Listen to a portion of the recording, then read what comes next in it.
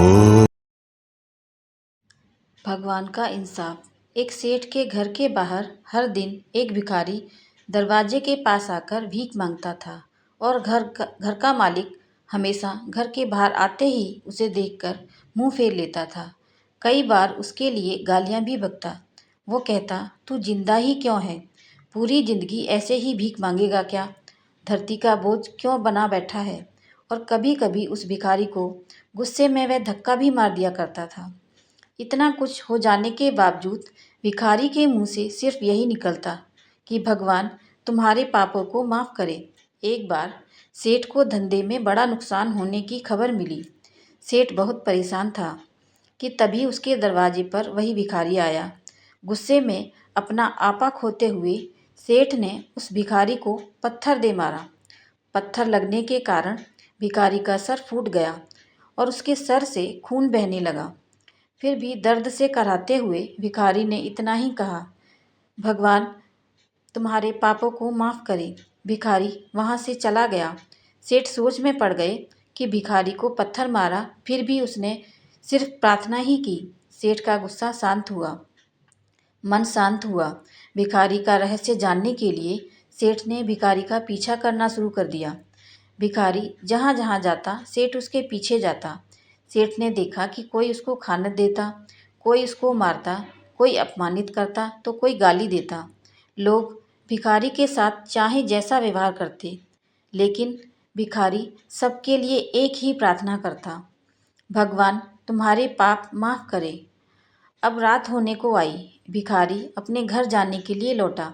वो अपने घर पहुंच गया, लेकिन सेठ अब भी उसका पीछा कर ही रहा था कि एक पुरानी टूटी खटिया पर एक बूढ़ी औरत लेटी हुई थी।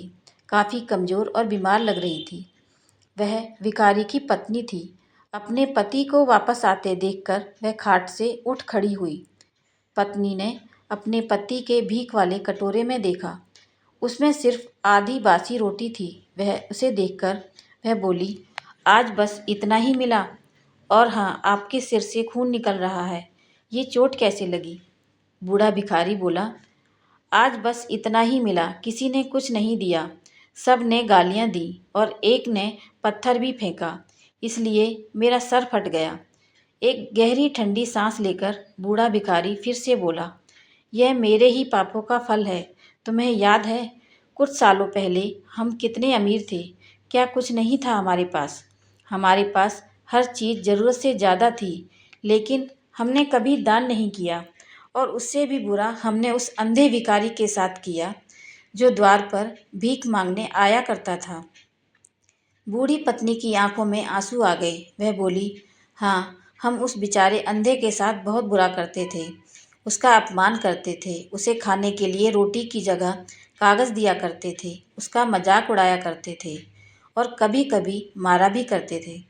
मैंने कभी उसको रास्ता नहीं दिखाया। एक बार मैंने उसके मुंह पर मिट्टी भी फेंकी थी और वह सीधा हमेशा दुखी होकर यही कहता कि भगवान तुम्हें तुम्हारे किए की सज़ा देगा। भगवान तुम्हारे पापों की सज़ा ज़रूर देगा। उसका श्राप सच हुआ और हम इस दुख भरी जिंदगी में आ गए। भिखारी बोला, हाँ, उसका श्राप सच हुआ। इसलिए मैं किसी को बद्दुआ नहीं देता, चाहे कोई मेरे साथ कैसा भी बर्ताव करे। मैं हमेशा उसके लिए प्रार्थना ही करता हूँ। मैं नहीं चाहता कि कोई भी हमारे जैसे ज़िंदगी का अनुभव करे, किसी को भी हमारे जैसे दुखों का सामना करना पड़े। वो नहीं जानते कि वह कितना बड़ा पाप कर रहे हैं, इसलिए अनजाने में हुए पाप की ऐसी सज़ा किसी को भी न मिले। मैं नहीं चाहता। सेठ वहीं पर छुपकर यह सारी बातें सुन रहा था। अब उसे सब कुछ समझ में आ गया। भिखारी और उसकी पत्नी ने वह आधी रोटी मिल बांट कर खाई और भगवान को धन्यवाद बोलकर सो गए। अगले दिन वह वह भिखारी फिर से भीख मांगने गया।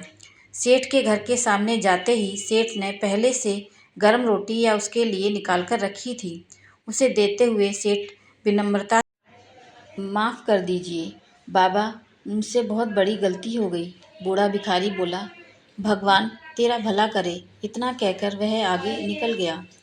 इस कहानी से जो सीख लेने लायक है वह बड़ी ही सिंपल है कि आदमी चाहे किसी के बारे में बुरा कहे या भला करे, लेकिन भगवान सिर्फ कर्म के हिसाब से उसको फल देता है। क्या हुआ अगर भगवान नहीं दिखता है, लेकिन यह बात बिल्कुल सच है, उसके खाते में सबका हिसाब बहुत पक्का होता है। इसलिए जब किसी के लिए कुछ भी करो तो अच्छा ही करो।